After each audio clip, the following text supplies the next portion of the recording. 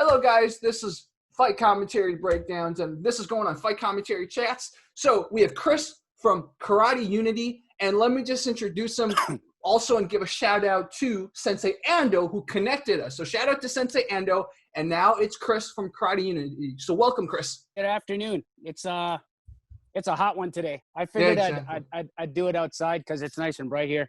Nice. But And yeah, where thanks for are having you me. tuning in from? I am tuning in from Toronto, Canada. Wow. I'm in a small town called Stouffville, Ontario, which is about 45 minutes from the downtown core. So yeah. Let's get started with your shirt, man. You know, the Chinese word for your shirt is nian, but I'm wondering what the Japanese, or, you know, what does it stand for in Japanese? Well, I don't know the Japanese. I took it from the Chinese. So my father-in-law, apparently he told me this means lim, and it means I love your interpretation, but I was looking for something that encompasses awareness, mindfulness, and gratefulness of all your teachers. So these dots represent the interconnection of, you know, all your teachers, styles, combat sports, ideologies. That's synergy, right? And this I chose this because it's the closest resemblance to the word mindfulness. And so the karate unity is that's my mission and mantra, is to basically, I'm a karate guy I started karate when I was young, but the thing is I find so much value in unifying with other combat sport players and other martial artists from everywhere. It's just so amazing when you do that, because your skill level just goes from here to here, you know, at a very fast pace. So I don't know, what do you think this means in your interpretation? You were given the Cantonese, so in Mandarin it's the same. It's the same word. So we're actually talking about the same word, which is cool. So now I know in Cantonese it's lim. So in Mandarin it's nian. So you know, and depending on the context, means very different things. Like, for example, if I am reading out loud something, that's nian, right? That's probably the first way you use it as a kid, and then of course it gets combined with other characters to mean a lot of crazy things, like, you know, like li nian, or, you know, there's a lot of really deep words to it. So I think that's a really cool word to use, because it, coupled with a lot of things, can mean a lot of other ideas. But of course, the key to it is there's some kind of thought involved, right? That's the key. The thought. Okay, perfect. The heart radical on the bottom, the heart radical on the bottom, you know, we think with our hearts, right? So anything that has the heart radical usually has something to do with thought. So it's a really cool word you used in your, I guess it would be called, is this a trademark or logo? What's the right word for it? It is a logo to represent my social media presence. And I also use it for my club as well. Nice. So it's just like, I was searching for something that represents my personal journey. Like, originally I was using this. This is my Kempo sensei's. He passed away in 2015, and he, you know, I used this for a while, and this is like a Dainichi Kempo. It was his representation of martial arts. Like, he mixed a lot of different styles too. So I'm thinking, I don't want, this is him, but I need something to represent me, you know? So I figured I'd do the circle with the dots, as we mentioned before, and I wanted to find a character.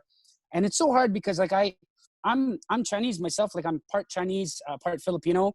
I'm born here in Canada, but I don't speak the language. So I'm always looking for, I guess, validation on this. So thanks for telling me that, because I was looking for a character that actually meant, like, reflection, like being reflective, being aware of what you're doing, the cause and consequences of it. You know, just that positive, encompassing, all-inclusive type of looking back, reflecting type of idea. Hopefully that's captured by this. Absolutely. One word also besides the li nian I gave you, another one is really cool, is gai nian. So gai nian means, like, what is the whole, in general, concept, right? So when you enter like 3rd grade, 4th grade in China, you'll start hearing the word the gai nian. What is the gai nian? So like, Yeah. That's a very cool word for martial arts, right? You got to learn the gainian before you learn anything else. So yes, a very, very good word. Okay, good. Thank you. Yeah. I wanted to ask you about that too. So yeah, you actually gave it to me without me asking. So yeah. So cool. Let's talk about your martial arts journey then, because just from Yep. talking to you already, I know you've done karate and you've done kempo. So tell me about the history of that. I'm 51 now. I started training when I was 10. My dad put me into a martial arts school, a karate school here in Toronto. I did that for about 14 years, really hard training. And it was interesting because my teacher was a Chinese man and he trained in Tonglong Chuan, a praying mantis, under Wang Hanfan, famous mantis teacher in southern China. And so he kind of infused his, the trapping, the circular type of motions into the Shorinru, which was a nice complementary piece to it. So we learned a lot of the, the mantis applications along with the Matsubayashi-ru, katas and forms. So I did that for about 14 years. And then I started to get itchy. I wanted to do more, with no disrespect to my teacher, but I just wanted to do more. And cross training back in the day, like I'd say I'd put me, say in the 80s to 90s, around there, cross training was taboo, man. I mean, that was a really bad thing to do. So we would exchange phone numbers and change rooms and this and that and go, hey man, let's go meet up at this garage and this and that's and that. And I'll meet you on the weekend in the backyard. And so I met a whole bunch of different players from different arts and sports. And I got my eyes lit up, and I also got beaten up too from guys that would do combat sports. So I decided to cross train in Kempo, which is this style over here. And it was more of a, I guess you could say it was very different in a sense that we wore a lot of protective equipment during sparring. We had mouthguard headgear, shin pads, and all that kind of stuff.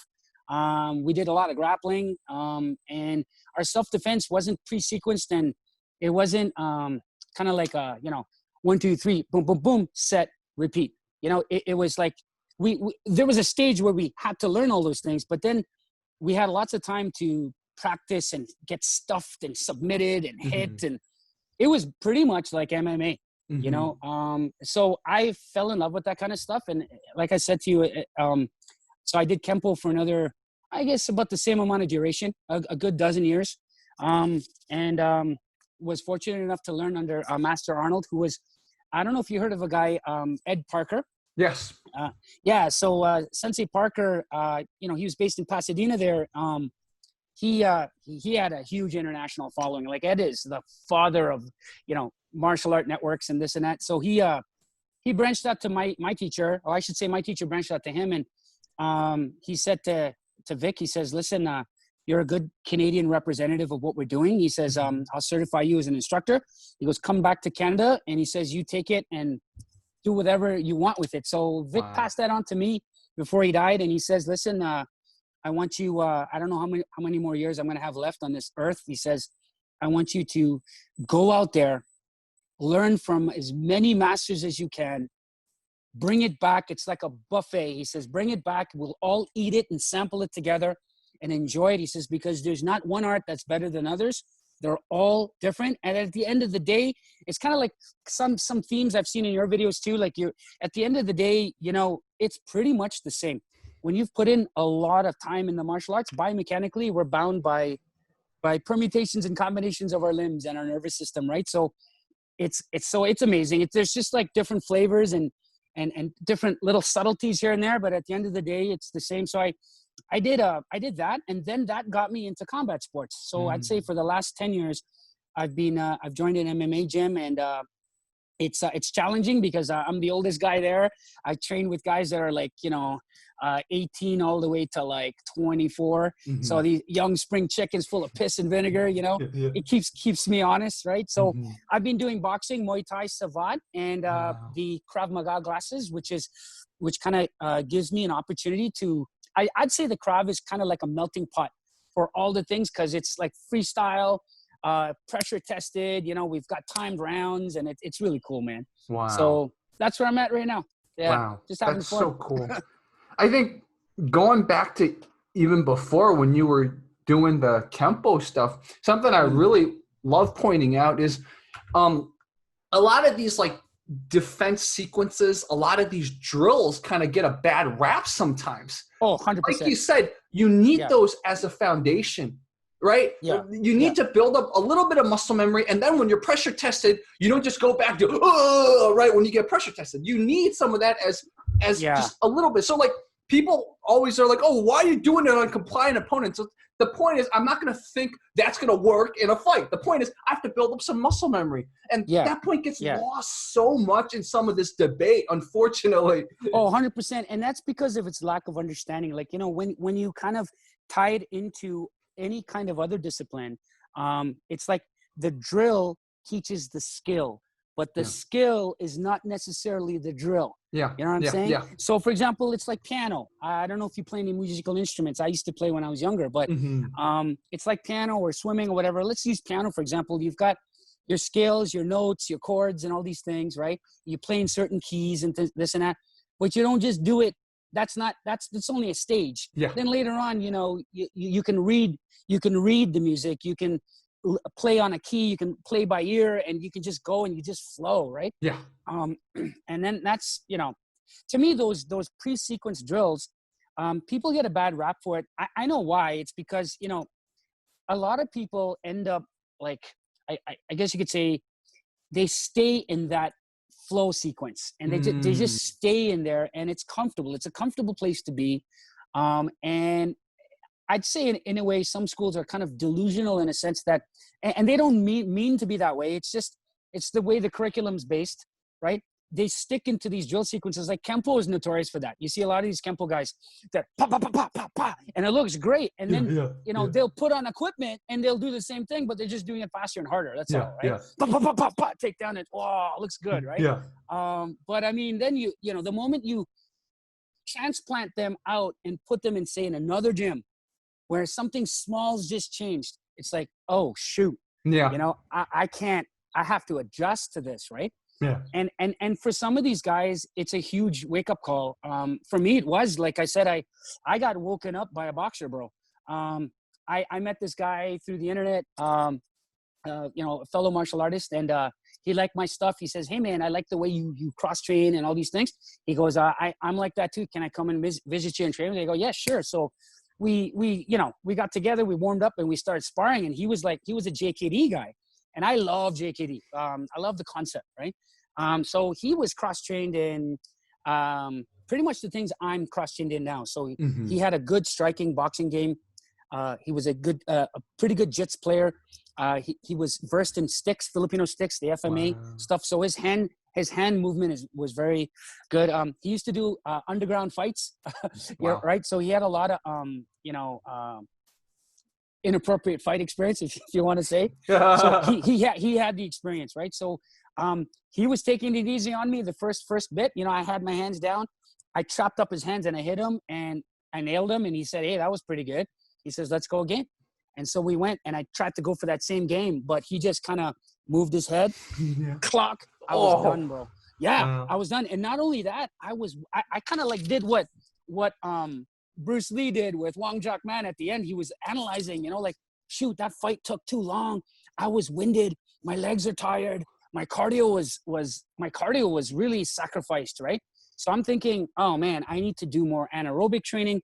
I gotta up my game. And so, you know, my friend, he says, let's introduce you to my coach. So I met Sam Lumpini here in Toronto, in East York. He's a former Savat champion in the 90s. Really good striker. Grew up in some pretty tough areas in France, in Paris. So that plus all of his like Muay Thai experience and ring experience and fights and personal fights that he's had, like, you know, he developed this style of combat sport, but also, you know, fused in self-defense aspects too. And so I ended up learning from this coach. And so like my eyes are open now to not just one track, to multiple tracks that work, right? Wow. So yeah. And to viewers that are watching when this goes up, I want to make it clear, guys, all the stuff we're talking about, as Chris is mentioning it, I am looking up the links. So all the links will be in the description. So if you want to look at it more, go more in detail, all the links will be there. So just a word for viewers. One thing I also wanted to talk to you about is, from my experience, please. I did a little bit of compliant, what they would call, I don't even like that word, compliance drills, but we'll just call it because that's usually what they're called. No, yeah, go ahead. Yeah. I did compliance drills when I was training when I was little. And, when you're a little kid, you don't want to be sparring too much, right? So what I find compliance drills were really helpful when I was little is because little kids, you don't want to be sparring, getting your head damaged and everything. Yeah. Compliance drills are like a good little compromise. Because I had incidents many times in school where someone would be coming at me and suddenly I'd be throwing combos. It's not like I learned it in sparring. It's because of all the compliance drills. It built muscle something memory in me. Yeah. Muscle memory. So it wasn't just a kick. It was kicking. Whoa, I chopped. What? All my friends were like, whoa, how did Jerry do like a 3-hit combo? It's because of the compliance drills. So, 100%. That's another thing I want to add. There's always, it's not just a black and white thing. There's always a gray area to all of that. And especially if you want your kids to feel protected, I think compliance drills are a really good middle step. I think they should pressure test a little bit, but like compliance drills are a good step. Oh, no, 100%. Just to add to your point, I mean, compliance drills, to me, there's a time and place for it, and there's a definite 100% value behind it. Like you said, it builds muscle memory. It teaches you about, confidence. It builds your confidence too. There's a psychological component too.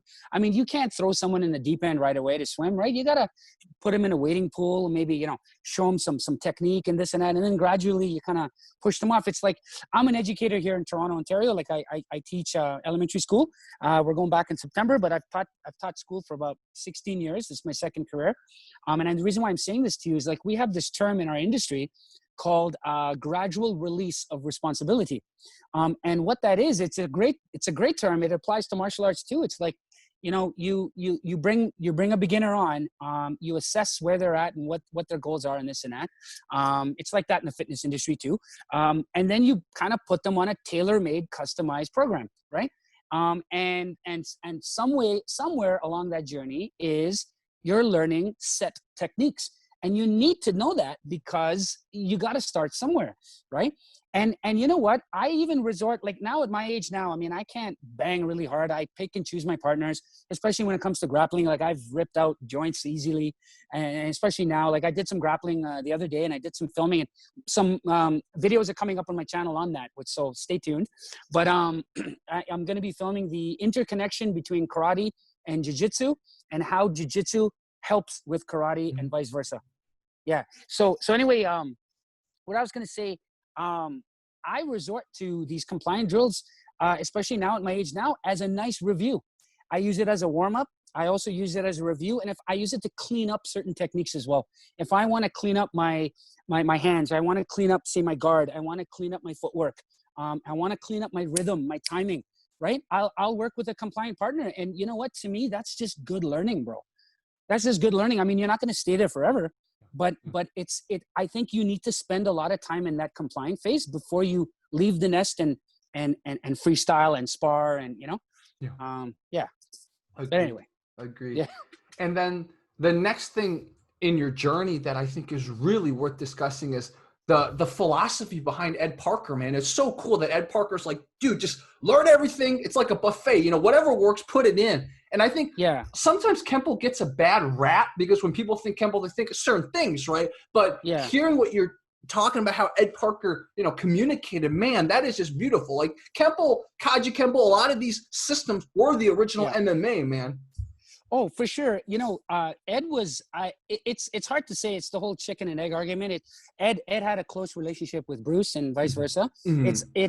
I would be willing to bet that Ed kind of rubbed off on Bruce, in a way, because Ed's a lot older than Bruce. And Ed, like, oh man, I want to share this story with you. Okay. It's really quick. Okay. I'm getting goosebumps thinking about this because I'm getting validation from Ed Parker. Okay. So I bought Ed Parker's books, I'd say not too long ago. I've always wanted to buy them, but I never got around to them. So I have them for the last four years or so. Okay. And recently, you know how sometimes you have books, you don't touch them, but you get to them and then when you revisit these books, especially after time that's passed and the experiences that you've had, when you open up these pages, they're like gold because you're looking at it from a different lens. Yeah. You know what I'm saying? Yeah. So, oh dude, so my thing has always been like this. I look at martial arts like a set of tools. Okay. It's like all these ancient traditional arts, you want to call it, they've all passed down, all the masters have passed down a gazillion amounts of curriculum, you know, that they've passed down through word of mouth and through form sets, katas, pumse, whatever you want to call it, right? But a lot of the times these sets, okay, at that time, at the point of creation, okay, at that particular time, that technological phase of this master's life, okay, they never had the internet, they never had anything else. They just had themselves, they had their partners and their students, and they came up with these great ideas, and they said, hey, you know what? I'm going to die soon, so I'm going to pass this on. I'm going to call it a kata or a form. And so at that moment when they're creating that stuff, they've done the best they could. They came up with those techniques, and behind those techniques are a gazillion applications. But what people don't fail to see is they only see the tool. So for example, they only see this pencil, okay? But this pencil, I like to use like inanimate objects. This pencil is bound by what? It's bound by geometrical, it's a cylinder.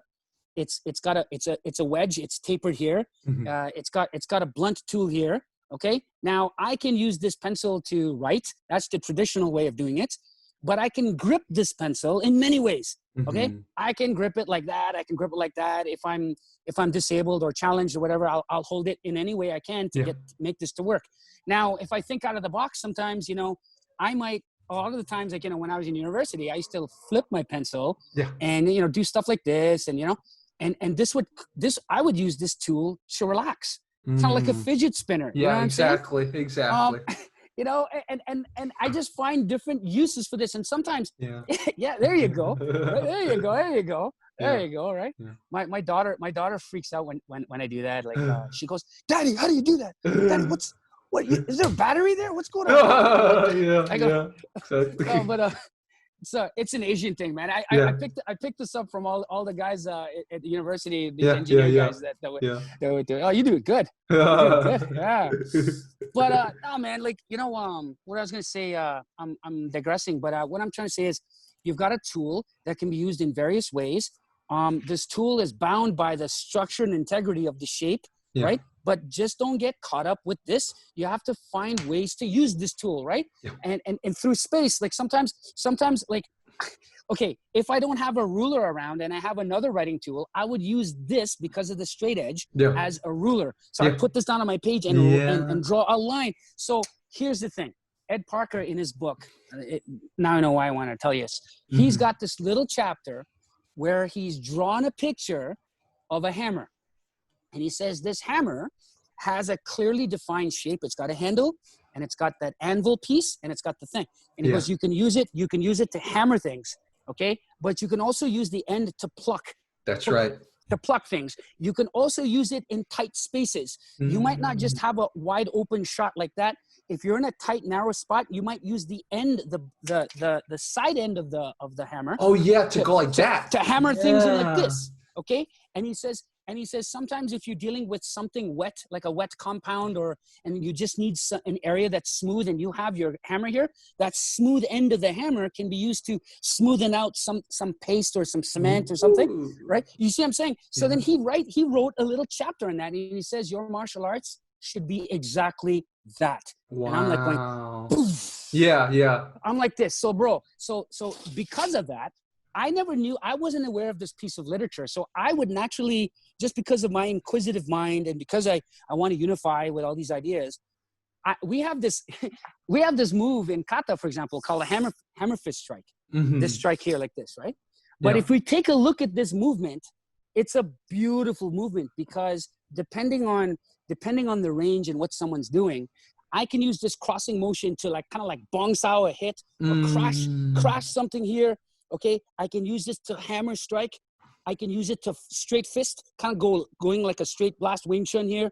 I can use it if someone's crashing in on me. I can just use it to kind of stuff his hands. And this hand over here is used to hammer too. So I'm using boom, like, you know what I'm saying? And it's not like I've made this stuff up. It's accidentally happened when I'm sparring and training, you know? And so now, because of all these discoveries, I'm kind of going backwards.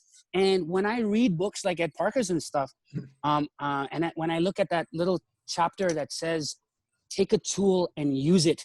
It's all there in your art, but just use it. Don't get bound by the tool. Get bound by the use and creativity of the tool. Wow. Right? Dude. And so I'm going like, oh, you know, like I'm going, people, like, there's nothing new under the sun. These guys, I mean, Ed's dead for a long time. Like, these ideas have been around, but people are just so, how could I say, very narrow-minded, you know?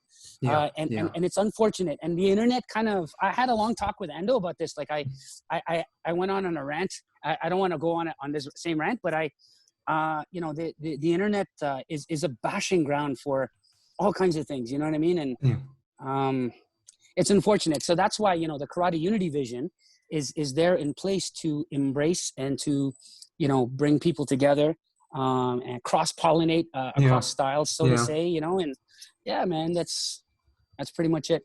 Wow. I think my mind's just blown that about Ed Parker, and it's all, so much of it is branding, right? And it's just like, if the word MMA came about when he was teaching, he probably would have been known as an MMA guy instead of a Kempo guy.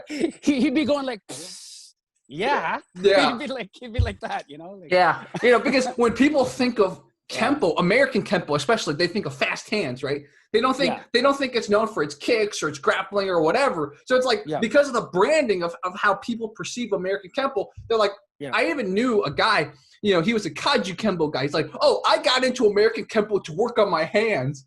You know, so it's like a lot of it's just branding. We get it, right? Branding, you have to brand to like be able to help people process and understand, and maybe, you know, that attracts a certain type of person. It may be, you know, brand loyalty, etc. But branding sometimes will water down things or whatever. Even current MMA, right? When people think current MMA, they think like UFC type of MMA. But what is mixed martial arts? Mixed martial arts is mixing what works, exactly what Ed Parker said. So if you're an MMA person, maybe you should be thinking about stick fighting, or like, you know, what if someone holds a gun to your face, or like what if someone close quarters tries to take a knife to stab you, or you should, that's mixed martial arts. But mixed martial arts, because of branding and UFC now, people only think, cage fighting, you know, if you don't hold your hands like this, you're not MMA person, you know. No, for sure. I mean, the Gracies, I think it was the Gracies that kind of not stigmatized, but kind of like molded MMA to be, you know, boxing, grappling, kicking, you know, type of art, right? But to me, I mean, I look at it more of a broad universal spectrum. I look at MMA, like you said, as a teaching and learning methodology. You know, I look at it as cross training, man. You know, like when people ask me, you know, what type of martial art I do, I just smile because I don't know how to answer that. Like, because the reason why is I hesitate is because, like, you know, okay, are you ready to receive the answer? Because you know, if you're gonna ask me just general, like most people when they ask, oh, you do martial arts, like the first thing they say, oh, what belt in Taekwondo do you have? Like immediately they equate martial arts to Taekwondo, right? And that kind of tells you how the branding behind, you know, the whole commercialism behind martial arts has been, it's crazy, man. So I just tell people, I just say, you know, I'm a mixed martial artist, and they go, oh, you're a UFC fighter, right? Just like you said, right? You see, they're thinking, right? Oh, you're a UFC fighter. Oh, do you know any UFC players? And I go, I do somewhat, I do. I know some, but I don't. So you must do like grappling and BJJ. And I go, yeah, but I also cross train in FMA. And what's that? You know, and I do, you know, so it's a hard conversation to have. For some people, right? Totally. And just going along what you're saying, I train in a few disciplines too, but I'm also nervous to call myself a mixed martial artist, because if you call yourself a mixed martial artist, exactly, they'll be like, oh, so you want to fight for ONE FC, or you want to fight like in the ring, and I'm like, that's not my point. So like, I always play with how to, you know, unfortunately, people will, if you don't brand yourself, people will brand you, right? So it's like, how do I brand myself without giving people the wrong impression. And sometimes I'm like, do I just call myself like a hobbyist? So I'm just a martial arts hobbyist, right? I think that's what I currently brand myself as. Or sometimes I'm thinking maybe I'm just a brawler, but like I'm not really a brawler because it's not like I'm getting into fights all the time. But like, I mean, ultimately, if you want to classify my style, I guess that is I'm just a brawler. You know, I've learned a bunch of stuff, and I just, you know, I like martial arts. So I don't know. So this is such a funny conversation, but it is. It's one of those things, and I think ultimately you look at how MMA is evolving now, like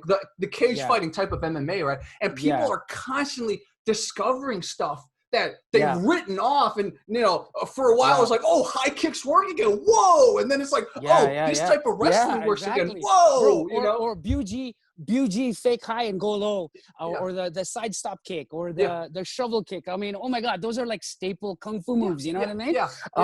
But it's being used, and it's being used under pressure, and it's being used well, right? Which I don't know, and the traditional martial art guys going, yeah, it's about time, you know, like whatever, man.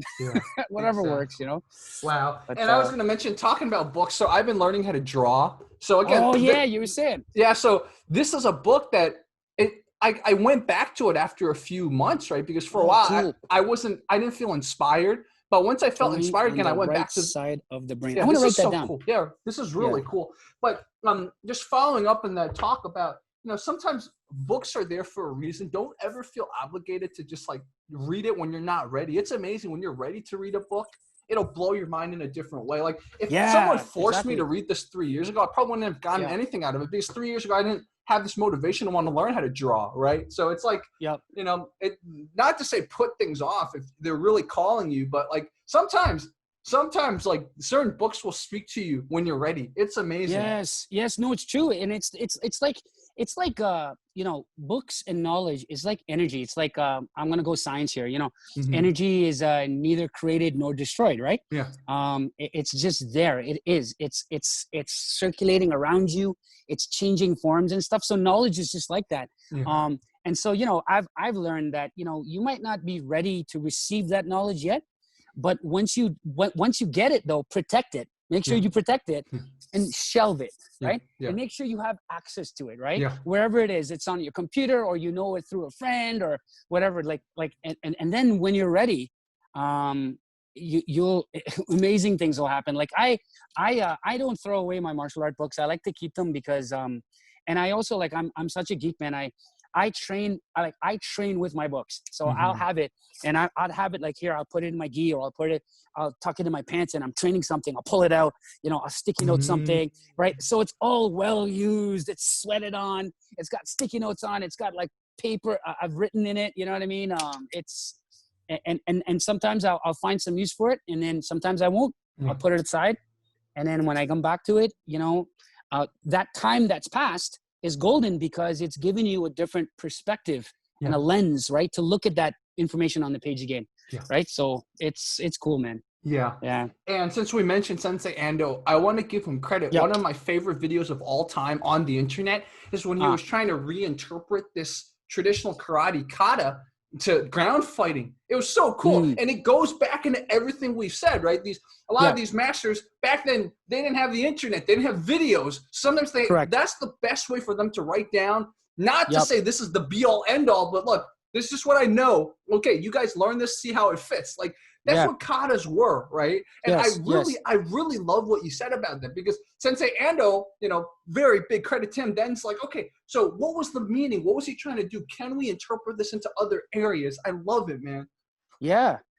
I mean, I look at all these things as conceptual delivery systems, right? Like, they're all delivery systems. There's ways that they're like, the whole purpose of it was a delivery system. It's like these masters knew they were going to die. They had a limited time on this earth.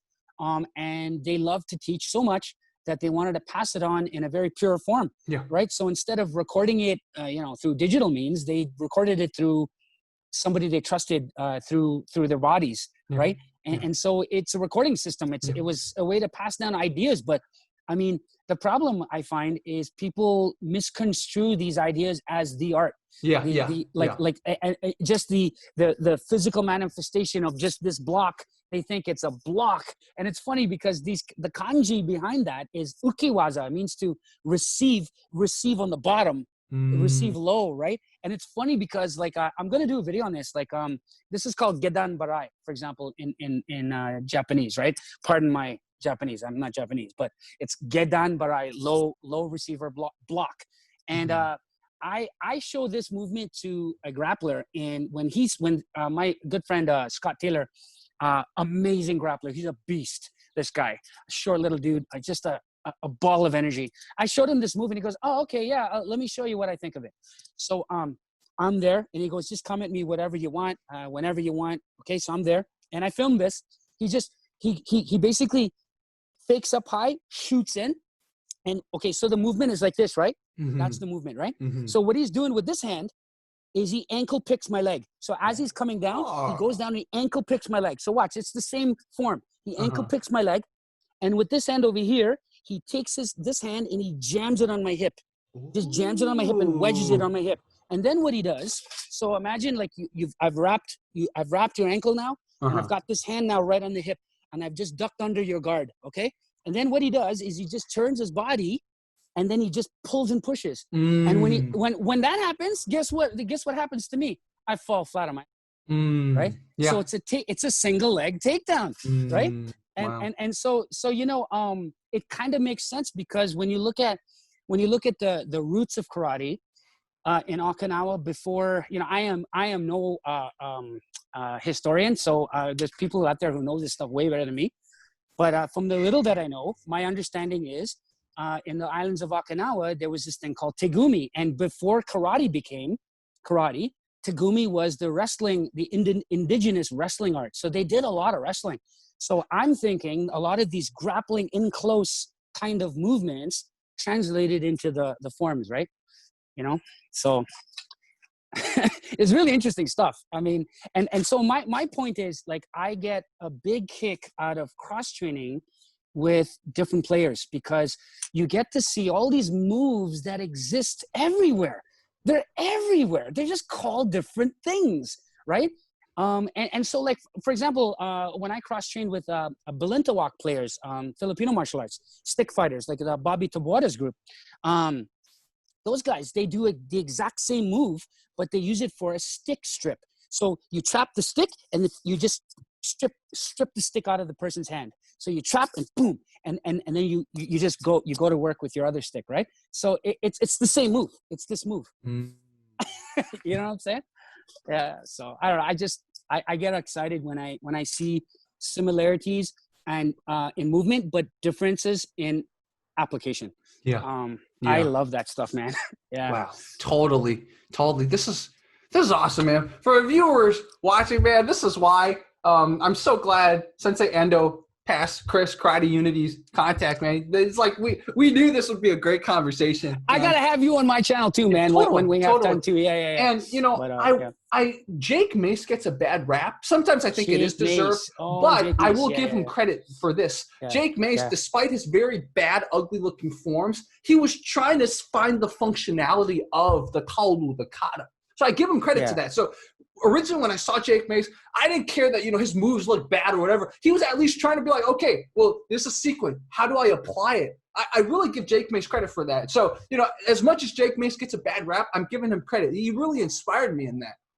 Oh, for sure, man. You know what? Like I told you earlier, I'm 51 years old. I used to be part of that group that would look at stuff and make fun and this and that. And like I the way I see it is actions speak louder than words. And when I take a look, I look at beyond. I don't look at the judgment anymore. I look at what this guy's trying to do, right? First of all, the guy's fit. Jake Mace is cut. He's ripped. He's solid. He's a fit guy. He's doing well for his community. He helps out. He does a lot of community-based kung fu stuff and this and that. And I heard from my circles he's a really nice guy. Mm-hmm. So I mean, I don't like. I'm kind of like I'm not as good as Ando is at this kind of stuff. Like Ando is just you can't piss that guy off. Yeah, exactly. There's just no way. Yeah, right? Yeah. But I'm getting there. My ideal is to not let stuff bother me. Mm-hmm. But I look beyond the big picture. I look at the big picture now, and as you said, I mean, Jake is kind of showing that he's human and he's trying to struggle through what he's doing. And Mm-hmm. to me, if you're doing that in public, I mean, that just shows that, hey man, I'm willing to learn and willing to screw up. And, that's a good thing, man. Yeah. Right? Yeah. Yeah. So, Chris, why don't we talk about what is the day in the life like for Karate Unity? Do you wake up and train, or do you wake up, you go to your day job, and then you train? Well, tell me more about that. Oh yeah, sure, yeah, I'd love to. So Karate Unity is a hobby for me. I mean, I always had Karate Unity in my mind years ago, but I just wasn't technically, technically sound at making it happen. Like I didn't know anything about making videos and I'm still learning. I mean, my videos are nowhere near what other people are doing right now, but Karate Unity is like a good side hustle for me. It gives me an opportunity to record, my ideas, record what my students are doing, record my personal journey, and also put material out there so that people can see and hopefully get me on for seminars. And it's been working because I've had a couple of international seminars behind my belt. I went to the UK and did a couple of seminars over there. Australia signed me up for next month, but because of COVID, I couldn't do that. So I had to cancel my flight and hotel and all that stuff. But they're taking a rain check for me next year. I'm pretty much ready to go to Germany. So in March of next year, I'll be going down to Germany and doing a martial arts seminar there. So that's what I do in my spare time. Let me back up. So I'm a school teacher here in Toronto, Canada. It's my second career. My first career was a computer programmer. I did that for about 7-8 years. Wow. And then I got into teaching for the last 16. So I have a family, my wife and my little daughter, she's 8, keeps me busy. So I can't, unfortunately, dedicate full time on Karate Unity and all the social stuff. Although, man, I love this stuff. Like I could easily do it full time. You know what I mean? But I would be taking a huge risk, capitalized to do that. And I just need to keep my teaching job, right? So I do that. And then in my spare time and with lots of negotiations with the wife, I say, look, I got a couple of projects I got to work on. Can you give me some time? Or I got to fly out here. Or I got to do a seminar here. And so, with all that work life, personal kind of balance, I get my Karate Unity stuff done. And I look forward to the breaks. Like as a teacher, like we're off over the summer, so July and August, which is great time to spend with the family and also to work on my channel and get all this kind of stuff done. And so yeah, that's pretty much it. And I try to use my time wisely in the sense that even when I'm in class, like I'll involve my students in class, in my projects. So we'll film stuff together. I'll teach them how to film and edit, and we'll it's funny, man. Like I'll tie watching Bruce Lee movies into like literacy. Wow. And so like we'd watch certain movies, we'd watch like certain biographies on Bruce Lee, and I tie it into like how Bruce Lee was an equitable guy. He fought for anti-racism against Chinese people at the time, and he was one of the first to teach to women, during that time. And these are big issues in the school system. So it's great to tie it in. It also gives me an excuse to watch Bruce Lee movies. Yeah, there you go. There you go. Does your wife and your kid train in martial arts too? No, yes and no. Lately, it's funny you should ask that. Lately, because my wife sees me so involved in this stuff, and I, number one, and number two, I kind of like my teacher, my whole goal is to pass things on. I don't want it to be dead. I don't want it to be stagnant. So I said, listen, I would rather give this away to people that I love. So listen, you have to learn martial arts. So my wife now, I'm proud to say she's on a yellow belt program now. I'm putting her on a program where, I'm teaching her body mechanics and teaching her kickboxing first. And then I'm going to teach her the forms later. And then I'm going to, get her up to speed, and we'll do some sparring and self-defense. And then I'm going to introduce her to all my other guys so she can, sample and taste, their styles in time, right? Like not right now, but in time, right? So yeah, she trains now. We just did some Kempo earlier on in the morning. We did some outside over here in my backyard. And my daughter, she doesn't officially train with me, but we play a lot. So like I'm always in her face. I'm trying to mess around with her head. I double leg put her down, and I'm trying to just get in her face and trying to teach her some simple traps and maneuvers and headbutts, knees, kicks, and just little self-defense kind of things. So so it's in the family, but cool. It's there. Yeah, I think in general, just anyone watching, man, wherever you live, I think it's good just to, if you have kids or even yourself, just train a little bit, just to understand it a little bit, because you don't want your first experience with fighting to be, you're not prepared and it's some random dude at night or something like that, right? That's the key. Yeah. I mean, I look at, I like Ando, shout out to Ando, by the way. Ando, because of him, we're here, right? Yeah. So thank you, sir. But, fighting to me and learning martial arts and all this kind of stuff is, to me, it's just, it's a delivery system. It's a way to teach you what? It teaches you how to keep moving forward and deal with whatever life's, the unpredictability of life, whatever that comes your way, And to me, like, I'm telling you, man, I owe all my teachers and all the hours that I spent on the mat to my martial arts, because, dude, I'm not gonna spend all this time telling you all the crap I've been through, but everyone bears some sort of cross on their back. Everyone's dealing with some sort of struggle, interpersonal, intrapersonal, something with work, maybe a health issue. Someone's dealing with something, right? And if I can, give some advice to the world, learn, get involved in a sport or get involved with some sort of activity. I'm going to say martial arts, that pressures you, that gives you, that makes you check your ego at the door, that allows you to lose and fail. But then that there's someone there who's going to pick you up and help you and push you through. I mean, that, whether you want to call it a coach or a soccer coach or a swim coach or a gymnastics coach, whatever, to me, that's martial art. It's an activity that allows you to, face fear and deal with pressure. I think everyone needs to have that. And more particularly, like, if you want to talk about martial art, I mean, I think everyone needs to know self-defense, man, because it's like a seatbelt. We're human beings. We're bound to cross paths somehow, it's going to happen sooner or later, maybe a small degree, maybe a big degree, but I think it's worth knowing, definitely 100%. Yesterday when I was on the beach, where do you live, by the way? I live in Santa Monica. Wow. So right near the beach. That's California, right? exactly. California. Amazing. So I was on the beach yesterday. I was walking back home, and at a crosswalk, so there's a light, right? This little Asian lady was getting into an argument with some, like, he wasn't a big guy, but he was a tall old white guy, and they were just like shouting F words at each other and stuff like that.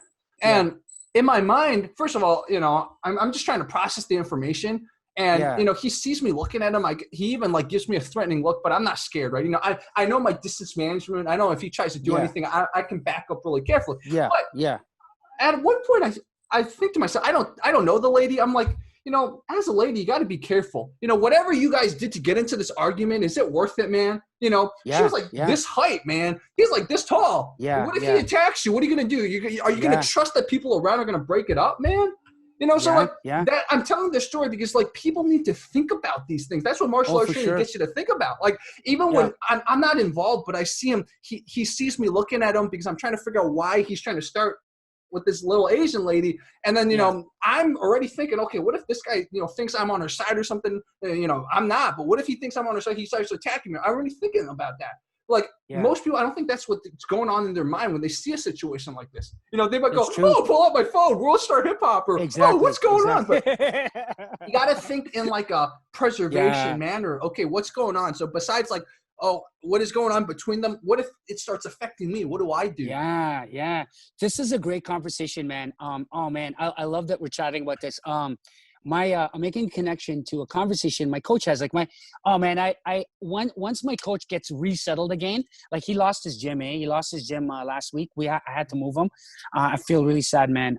But he's a beast. He's an OG for what he did here in Toronto. He's going to get it back, and I'm going to help him, and a lot of us are going to help him. But anyway, the point is, every time when we're training, he's always playing these what if scenarios. He's talking about this and that. And he just, like raw, he just says, okay, look, I got a question for you, man. He goes, okay, you're going to your car now. You just finished training with me. Okay. And you see a girl in front of your car who's getting beaten up by her boyfriend. What are you going to do? Right? How are you going to handle it? Because are you going to jump in? Or are you going to watch? Are you going to wait? Are you going to pause? Or are you going to jump right in and just stop it? What are you going to do? Right? People need to think this stuff, man.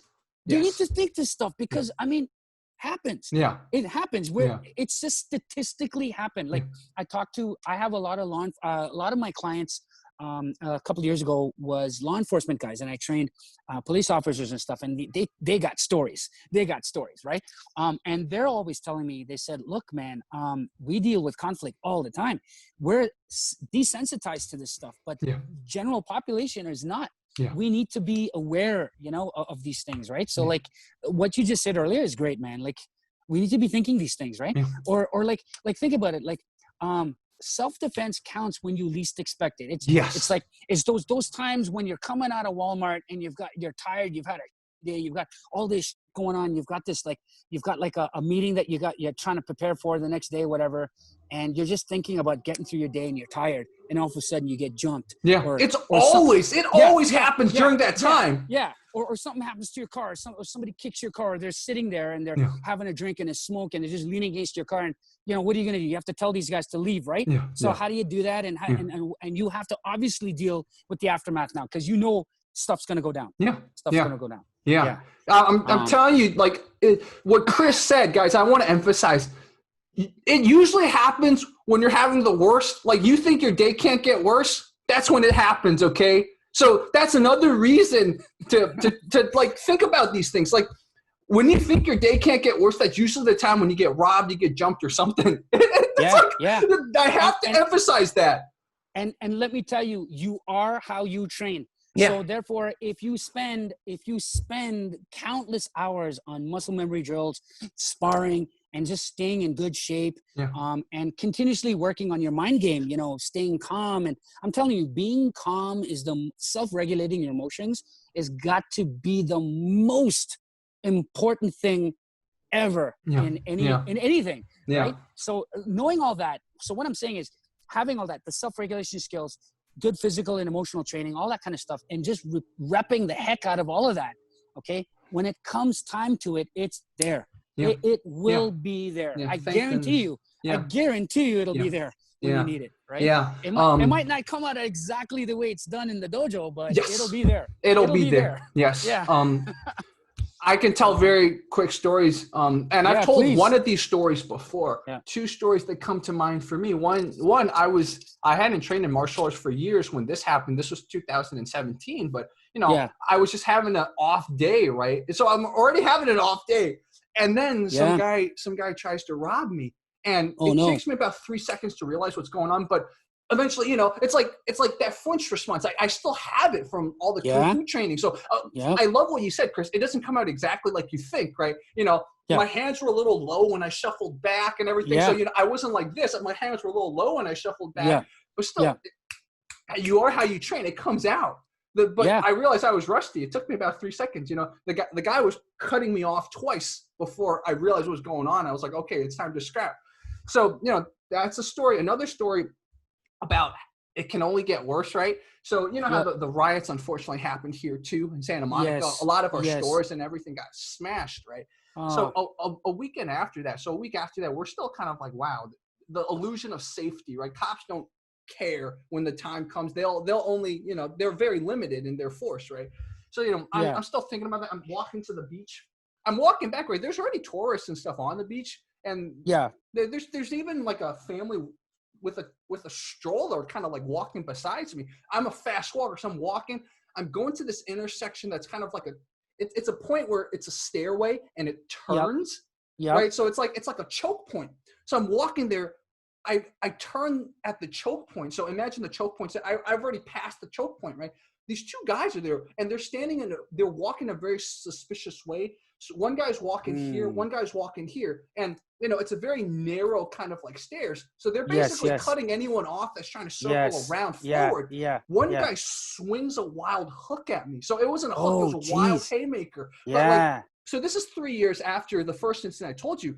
So at this point, again, it doesn't come out exactly like you train, but I've been training boxing for a few months, right? So this time, instead of just jumping, shuffling back with my arms down, this time my hands are up. Again, they're not here, but they're up, right? So they're up. I'm like, oh, and the difference is I don't touch them, right? The time before, the guy's literally cutting me off. He even pushes me once. This time, I saw him I saw that thing coming, and as it was here, I was already piking back, right? So I was like, whoa, oh my God, I guess I have improved, even though, like you said, it doesn't come out like the movies. You look pretty sloppy in real life, but at least this time my hands came up and I reacted probably a few milliseconds earlier than I did 3 years ago. Oh, 100%. I got somebody's, okay, we're on a roll here. I'm going to tell you a story.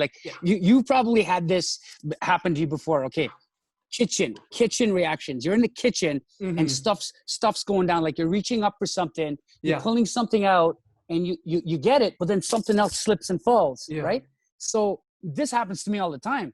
Like I'm pulling something out and say a dish falls down, and then my instinct is to keep my hands close to my body, and then I kind of just give a little elbow nudge, and the dish just goes right on top of the counter. Nice. Or sometimes, I mean, it's crazy. I wish somebody videotaped this. I'm not lying. This is what happened, okay? So I'm like this, okay? And I'm pulling something out, and I can't remember what fell. Oh, yeah, a little cup. A little cup fell out. Okay, I swear to you, this is what I did. It came down like this. I saw it about to fall. I kind of came close to it. I elbowed it here, and then it came down, and I brought my knee up. I went like boom, boom, like this. So then it kind of like bounced off here, and I stopped it. And then I kind of put it on top of the table. So it just happened like this. Nice. And that's from training, bro. Yeah. That's just from like continuously dealing with punches coming at you. And, like it's in your mind. It is in your mind. It's in your nervous system. It's so funny that you talked about kind of like nudging something happened yesterday. I don't remember what was about to fall, but I remember I've never had that reaction before, because usually I stick out a foot or stick out an arm, right? But this time I stuck out my hip. I guess just because I have so many grappler friends. I just stuck out a hip, and as it fell, I nudged it and it hit the counter. It was really funny. So I was like, whoa! I guess hanging out with grappler friends helps. Yeah. Oh, 100%, because you're dealing with body mechanics. You're dealing with all these microcosmic adjustments you're making on the fly, and you're not even thinking about it, right? And it's all tactile. So it's like, I find like martial artists, in particular grapplers, and Chinese kung fu guys that left to do the trapping stuff, the Mantis guys and the Wing Chun guys, the guys that cheese out like crazy. Their tactile sense is amazing. They've got like another nervous system, so to speak, you know what I mean? And it just translates into everything. Okay, one more quick story. So just lately, a success story actually, our daughter can finally now ride a bike. Okay. And so like I said, like Jen and I were Jen's my wife's name, we're fighting over who's gonna teach her, right? And I just knew I can teach her better, but anyway, so I just said, okay, go ahead, you can teach her. So she was holding on to the seat, running after her, but then every time she would fall, Jen would like kind of muscle the seat back up to normal again, right? And then Sienna didn't feel right with that kind of learning, and so Sienna looks back at me. She's going, "Daddy, can you come over here? Can you help me out?" And I go, "Sure." So this is how I taught her how to ride a bike. I taught her to get on the bike. I took off the training wheels, and I just pushed her hard, and it just kept going. And my hand was just gently touching her shoulder, just like this. Gently touching her shoulder, and my hand was on the seat, and I just kept pushing the seat. And then as she gained momentum, just because of my tactile training, I would just give her little micro pushes and pulls, just little nudges like this to bring her back into her center. And then if she's going off, I'd kind of give her a slight tug, but it'd be kind of like, it's kind of like this, right? I would just kind of push her, just small little things. And then she's going, "Oh my God, Daddy, oh my God. And she got it, bro. She got it in 2 hours. That's amazing. She got it in 2 hours. In 2 hours, right? Like it was, Now, she wasn't perfect, but the point is she managed to get that balance because of those little micro nudges I was giving her, And I don't know. I'd like to say it's from martial art training. I don't know. Maybe. Most likely, And I will emphasize, Chris said something earlier, which was so important. If you learn to kind of you're always improving. You're always picking yourself up. You learn to deal with kind of being pressured. That emotional kind of regulation, that emotional, we're all human, right? So we're always going to lose it once in a while, but being able to not lose it under that type of physical pressure is so important, right? Yeah. In my second story, where those two people one guy just randomly threw a hook at me for some reason. Yeah. So what did I do? Okay, I go back, right? I pike back. Okay, do I now fight him or do I just walk? Okay, I'm like, well, I know another way to go back to my home. Yeah. Yeah. Turn. I mean, like a lot of people saw it. And they were like, walking my way. They're like, whoa. They didn't know how to process it, right? Because in their mind, how this stuff doesn't usually happen in Santa Monica. But so in my mind, I'm like, okay, what do I do? And it's like the fact that I can even think about what do I do shows that because you've been pressured, you don't go, oh, it's adrenaline, you're flooded. Right. And I'm like, okay, all right, I'll just walk. And then of course I have a lot of distance between them. I'm just like looking back, just make sure they're not trying to run after me. Just walk, and eventually, we get to the beach, and I just walk another way. I know my way around the beach, right? So I'm walking. Yeah. But it's like that's something so important that Chris is talking about. Like, you don't want to be like in a situation like that. Two people potentially could jump you. Now you want to make a plan when you have adrenaline going. Dude, you have to be able to handle that. Right? Because if you don't know how to handle it, you might even just freeze, right? It's not just fight or flight. Fight or flight or freeze or call for help or play dead, right? Those are your 5 responses. Fight, flight, freeze, play dead, call for help, right? And we only think it's fight or flight until the other 3 come about. And unfortunately, a lot of times the reason why people get robbed is because the freeze response comes. Yes. You're right, man. Like I learned this from my Kempo teacher. He was always saying, he says, a lot of self-defense scenarios can be avoided, or it can be dealt with better by simply anticipation. Like, and that comes with environmental awareness, right? Like, okay, so you were in that stairwell, you were in that area with that intersection. It was dark, right? It was no, it was during the daytime. It was during the day. Oh, it was during the day. Okay. Dude, but still, people are still riled up, man, So you can't expect anything to happen just at night anymore nowadays. Yeah. Well, there you go. So you just said it. So therefore, that there's that energy, that riled up energy around. And so it exists. So the fact that it's there, you need to be aware of that. And you need to know what that's going to look like and sound like. And you need to know where it is around you, right? So, I mean, you can't be, people always say, oh, then, Chris, you train in all these martial arts, you must be super paranoid. And I'm going, no, it's not paranoid. It's a sense of awareness. Right? It's like today, okay? Today was an important day for my wife. She got rid of her car and she's got another one, right? So that's why I was kind of running late. I actually got here for a couple of minutes after 4, so I kind of made it, right? But anyway, I was rushing. But when I was going down there, it was a pretty busy area in our city. There's a street called Yonge Street. It's one of the longest streets in I think in Toronto, in Canada or something. But anyway, it's a really long, busy street, and there's different pockets of congestion, right? So we hit a congested area, and especially around that area. I mean, I've hung around there a while to know that, people could do and say inappropriate things, especially, road rage and all these things. So like whenever I get in my car, it sounds kind of silly, but I'm expecting stuff to go wrong. I'm expecting stuff to go wrong. I'm expecting a couple of things. There's, and I prioritize it in my head. If I'm going in my car, I know that, okay, there could be a system malfunction. I could get a tire, tire sink, a tire flat or whatever. Something could go wrong with my engine, whatever. Something that is going to go wrong with my car. I could get into an accident. I could, and this you can't control. You could make a turn. You can do everything textbook signal and be all polite, but someone is going to misinterpret that and think you're just a moron. You know what I mean? And so what happens? You might get into an engagement. So how are you going to deal with all that? You need to be ready for all these things. Right? And sometimes, and I'm saying to myself, okay, I'm also looking at the big picture. Okay, I'm married. I have a kid.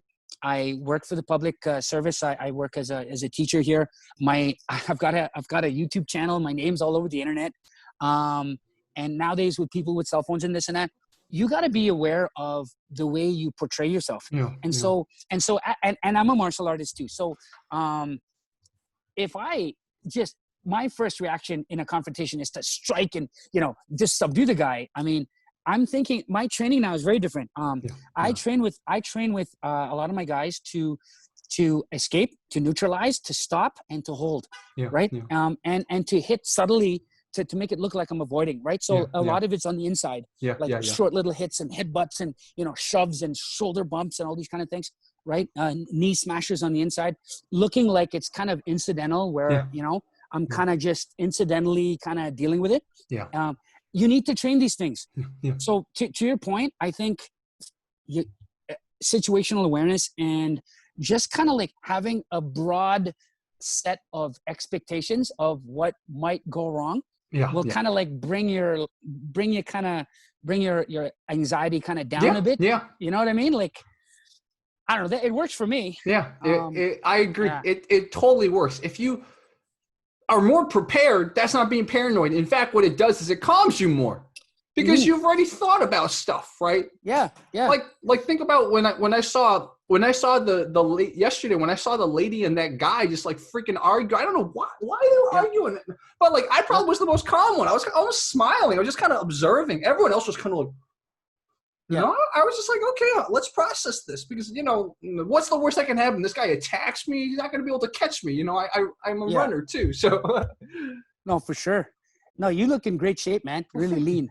I'm super lean. In fact, I'm actually trying to bulk up a little because I'm actually kind of underweight. So protein, brother, protein. Eat some protein. I've been like really just like doing protein. Yeah, so absolutely. I'll get there. I'll get there. So guys, next time Chris from Karate Unity comes, hopefully I'll be a little bigger. Yeah, that's next time. It's all good. That's all good, man. By the way, guys, if you guys have any questions for Chris and stuff like that, please leave it in the comments, and we will bring Chris back, man. This was such a great talk.